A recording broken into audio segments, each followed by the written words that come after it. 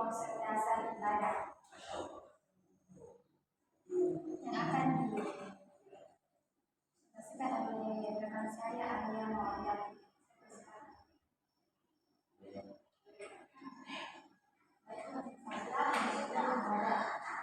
Secara etimologis, kata ibadah merupakan bentuk bermaksudnya dari kata-kata dari ain, ba, dan lam. Arti dari kata tersebut mempunyai makna pokok dan tampak bertentangan atau bertolak belakang.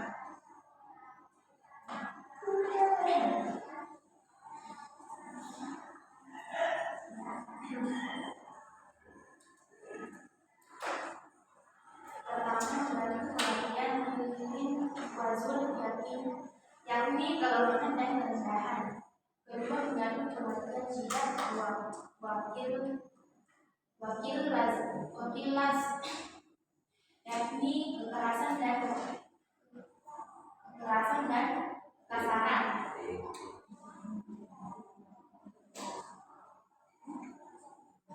Dari makna terakhir,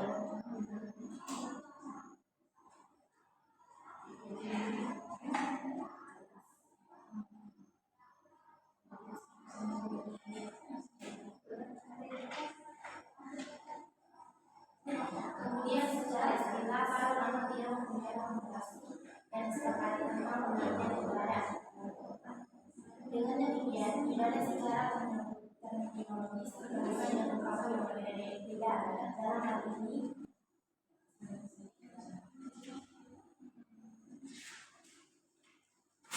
masih dalam pengertian ibadah, ulama tafsir yakni Prof. Dr. Haji Abdul Muin Salim menyatakan bahwa ibadah dalam bahasa agama merupakan sebuah konsep yang berisi pengertian cinta yang sempurna, ketaatan dan khawatir. Artinya dalam ibadah terkandung rasa cinta yang sempurna kepada Sang Pencipta disertai kepatuhan dan rasa khawatir akan adanya penolakan Sang Pencipta terhadapnya.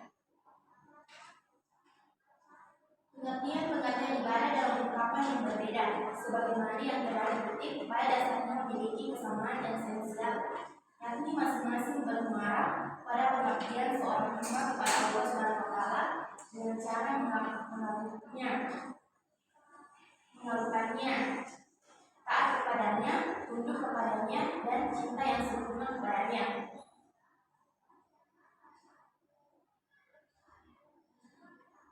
Cara beribadah. Dari segi turunnya ayat-ayat Al-Quran, istilah dunia merupakan akar di kata ibadah, pertama kali ditemukan dalam surah Al-Alaq, Al-Fatihah. Ungkapan ibadah dalam Al-Alaq belum begitu jelas tentang cara beribadah, sementara dalam Al-Fatihah dikemukakan secara jelas objek yang disembah yakni Allah. Penyebutan objek yakni Allah SWT sebagai satu-satunya Tuhan yang harus disembah melahirkan berbagai interpretasi dalam berbagai ayat di dalam Al-Quran. Cara ibadah pada saja bermacam menurut perbedaan agama dan waktu, tetapi semuanya disyaratkan untuk mengingatkan manusia kepada kekuasaan yang maha agung dan kepada kerajaannya yang maha tinggi, juga untuk meluruskan akhlak yang tercela dan membersihkan jiwa manusia.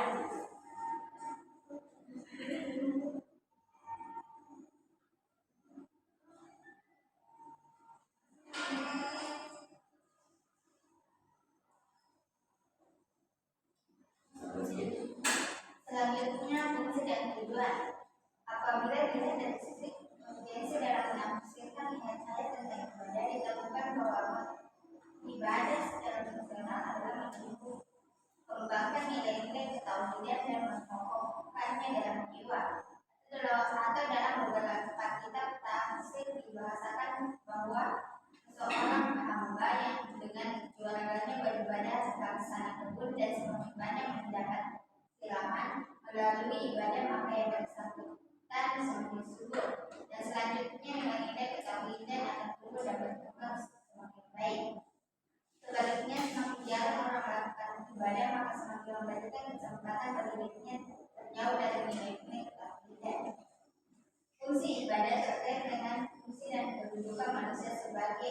Abdullah atau hamba Allah.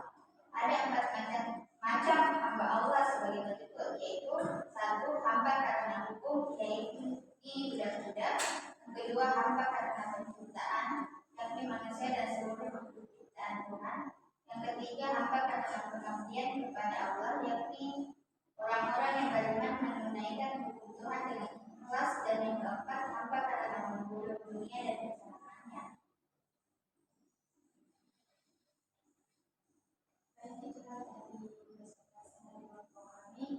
Mungkin dari teman-teman ada yang bertanya. Ya baik, tadi sudah saya mengenai tentang tujuan di materinya kelompok 1. Jadi yang ingin saya tanyakan yaitu apa tujuan manusia berada pada Allah?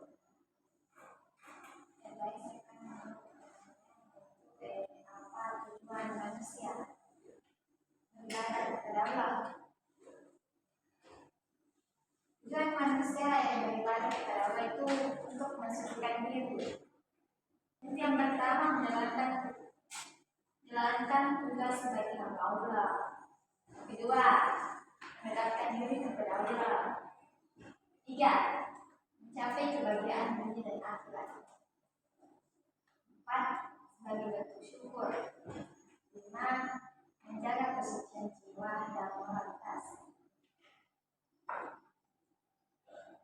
Tadi dijelaskan bahwasanya bahagia di akhirat, tapi yang kita biasa saksikan atau biasa kita lihat yaitu, dan bahkan ada dijelaskan biasanya itu semakin kuat iman seseorang, semakin seringnya dia beribadah, maka semakin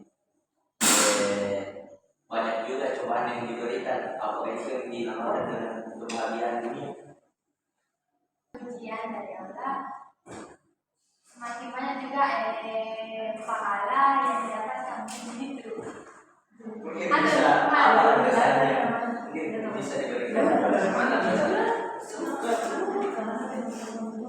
semakin kuat iman seseorang, maka semakin banyak cobaan yang diberi. Jadi apakah itu yang dinamakan dengan bahagia? Manusia yang rajin beribadah seringkali diberi ujian, karena ujian adalah bagian dari rencana Allah untuk menguji keimanan dan memperbaiki kualitas diri. Ada beberapa alasan mengapa manusia yang rajin beribadah mendapatkan ujian. Pertama itu karena derajat. Kedua, dosa-dosa. Ketiga, menguji ketulusan ibadah. 4, pendidikan dan pembentukan karakter. Dan terakhir itu karena cinta Allah.